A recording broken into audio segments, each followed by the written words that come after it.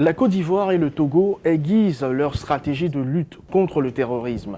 Les présidents des deux pays se sont rencontrés jeudi 14 avril 2022 à Abidjan pour aborder les questions relatives à ce fléau.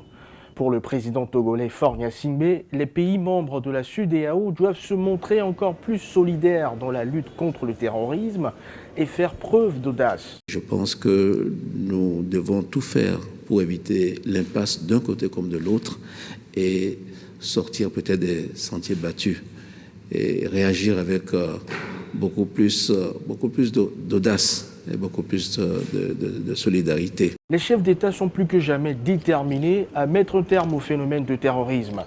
Plusieurs sommets ont été organisés à cet effet pour trouver des solutions idoines. La Côte d'Ivoire a de son côté pris les devants en créant en juin 2021 un centre de lutte contre le terrorisme.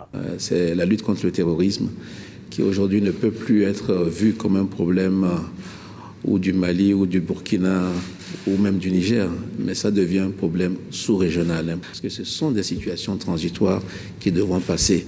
Et nous sommes obligés de travailler, de discuter avec ceux qui sont aux commandes en ce moment, mais en ayant à l'esprit que ce qui est important, c'est la paix, c'est la sécurité. Notre agenda est essentiellement un agenda économique. Les perturbations que nous connaissons aujourd'hui, nous voulons que ce soit une parenthèse, une brève parenthèse. Plus tôt nous trouverons des solutions idoines, et mieux ce sera pour nous.